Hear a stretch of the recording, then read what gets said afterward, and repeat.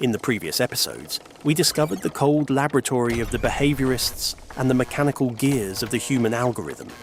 We now stand at the edge of a world where the spirit was supposed to break under the weight of absolute suffering.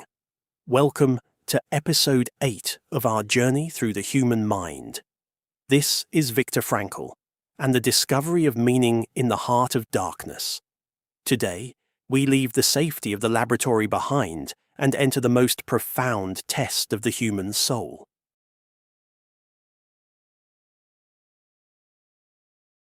By the early 1940s, World War II had ushered in humanity's darkest era, transforming Nazi concentration camps into efficient factories of absolute dehumanization. Viktor Frankl entered the camps as a successful doctor with a life's work in his suitcase, a manuscript for a book on psychology. Within minutes, the Nazis took his clothes, shaved his head, and burned his manuscript. He was no longer a doctor. He was simply number 119,104. In this absolute darkness, Frankl became an observer of the human soul. He watched his fellow prisoners face starvation, typhus, and the constant shadow of the gas chambers. According to the behaviorists we met in Chapter 7, a human in this environment should have become a reactive animal, driven only by the stimulus of hunger and pain. But Frankl noticed a pattern that the lab rats could never show. The prisoners who survived the longest weren't necessarily the physically strongest or the most aggressive. They were the ones who had a why to live for. Whether it was a child waiting for them in another country, a half-finished book, or a deep love for a spouse, those who held on to a specific meaning survived conditions that killed those who had given up. Frankl realized that life is not primarily a quest for pleasure or a quest for power, but a quest for meaning.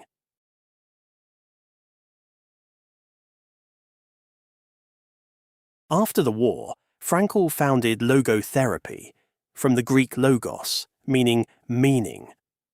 He challenged the titans of psychology with a new hierarchy of needs.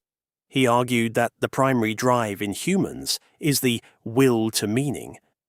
Frankl observed that, when people cannot find meaning, they fall into an existential vacuum, a state of total agonizing emptiness. He often spoke of Sunday neurosis, the depression people feel when the rush of the busy week is over, and the emptiness of their lives becomes visible. In our modern world, we see this vacuum everywhere. We have more wealth, technology, and comfort than Frankl could have imagined in 1945, yet we are drowning in what he called the collective neurosis. We try to fill our meaning-shaped holes with pleasure-shaped pellets, social media likes, infinite consumerism, or digital distractions. But an algorithm can only give you a hit of dopamine. It cannot give you a reason to get out of bed when life gets hard. Meaning cannot be given to you by a machine. It must be discovered by your own spirit.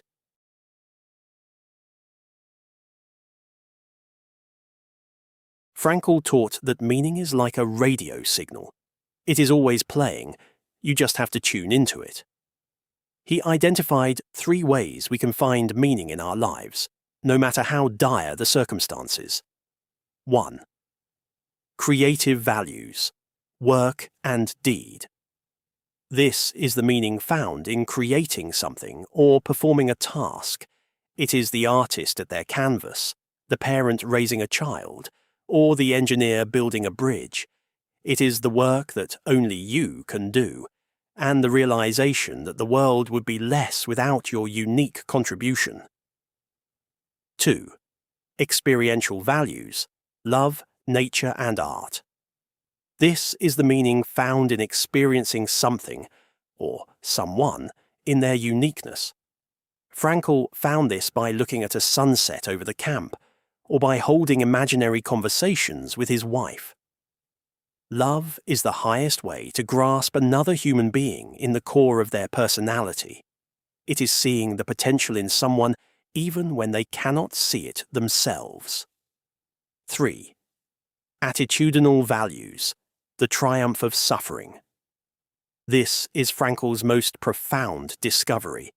Even when you are facing a fate you cannot change, a tragedy, a loss, or a terminal illness, you can still find meaning. The meaning is found in the way you face that suffering. You transform a personal tragedy into a victory for the human spirit.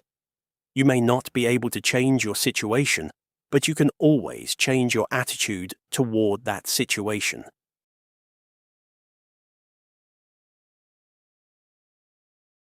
If Pavlov and Skinner were the scientists of the machine, Frankl was the scientist of the soul.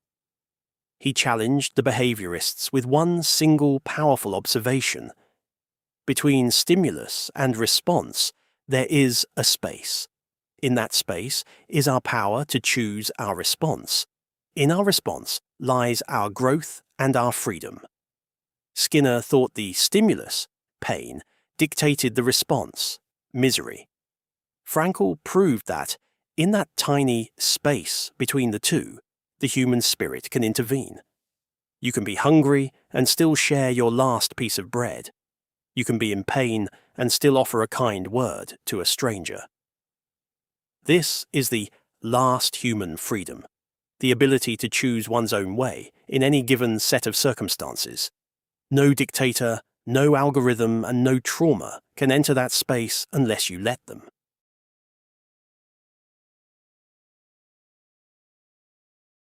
Viktor Frankl's message is the ultimate antidote to the human algorithm of Chapter 7. You are not just a collection of conditioned responses. You are not a victim of your past or a slave to your biology. You are a being who is constantly deciding what you will become in the next moment. Now that we have discovered the power of meaning in the darkest depths of the human experience, it is time to look toward to the light of potential. If humans can survive the worst, what can they achieve at their best? In Chapter 9, we begin the climb toward the ultimate goal of the human experience, self-actualization. Get ready to discover the pyramid of your own potential, because the journey toward your highest self is about to begin. Don't forget to subscribe as we continue our 12-part journey through the evolution of the human mind. Because to change your life, you must first understand the machine that creates it.